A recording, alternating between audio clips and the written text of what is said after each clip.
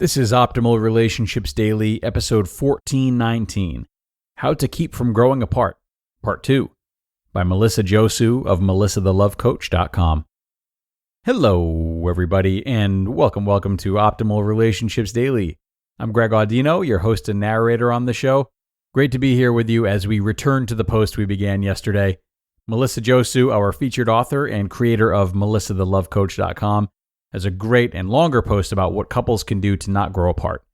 So check out yesterday's part 1 if you missed it. That's episode 1418. But if you're all caught up, then join as we get right into part 2 and continue optimizing your life. How to Keep from Growing Apart, Part 2, by Melissa Josue of melissathelovecoach.com. Get clear on your vision. I go deeper into what this means in my free guide, The Smart Girl's Guide to Dating a Divorced Man. But basically, after you take inventory of where you are in all the important areas of your life, the next step is to get clear on what would make your life and relationship deeply fulfilling. On that scale of 1 through 10, what would make it a 10? What is the big dream that you have for your life and relationship? If you don't have kids already, do you dream of being a mom of your own someday? Do you dream of world travel? What would the perfect day look like for you? Where are you living? What are you doing? Who are you with? It's important to visualize and get clear on these things because, as Steele says in his book, quote, your success and fulfillment comes from fully expressing and living your vision, end quote.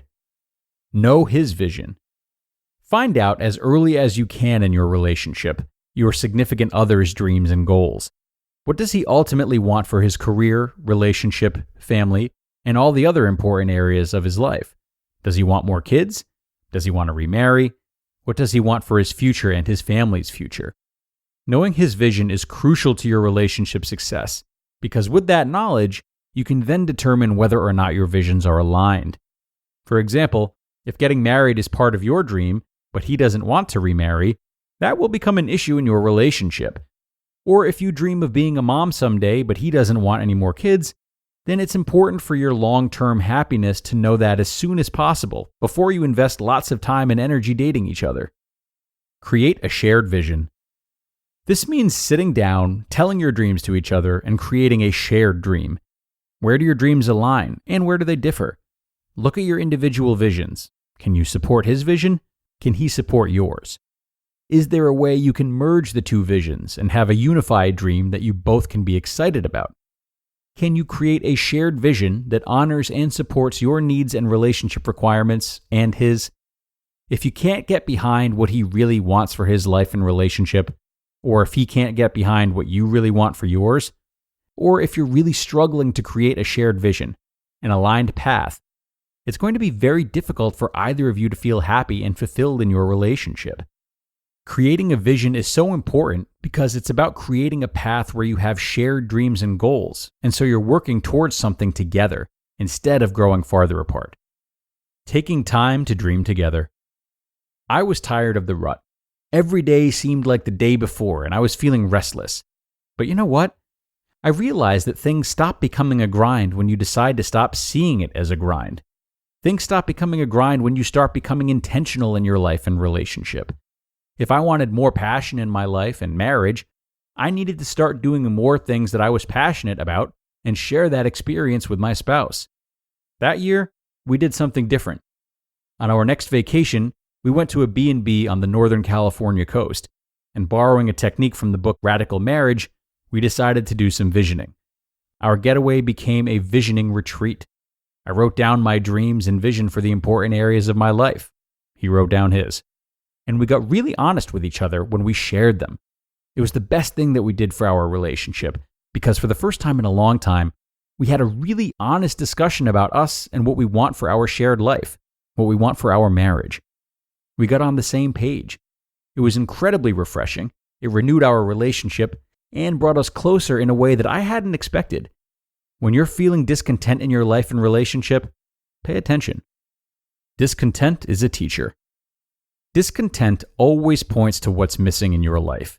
Issues that come up in your relationship point to what needs are not being met. Discontent and frustration are powerful teachers, and with the right tools, can guide us to the deeply fulfilling life and relationship that we really want.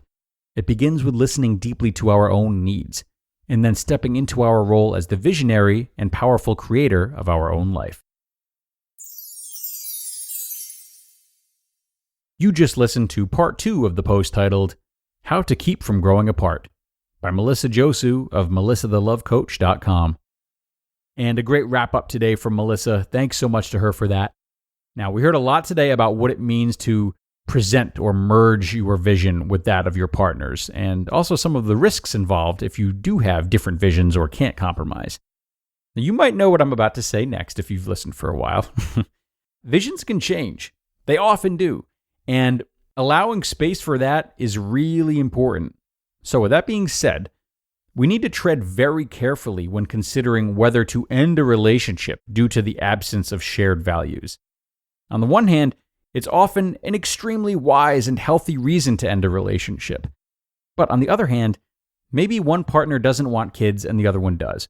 But after a lot of time spent together, the partner who does want kids comes to find that their love for their partner is stronger than their desire to have kids.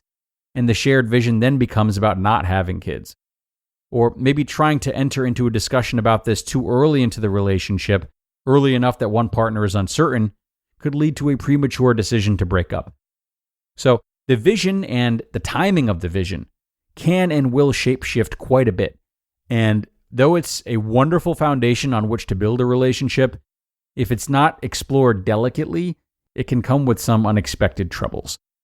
Okay, everyone, that's going to do it for today. Thanks a lot for tuning into both parts 1 and 2. I appreciate it as always. Thanks again to Melissa, of course. Have a great rest of your day, everybody, and I will see you back here tomorrow, where your optimal life awaits.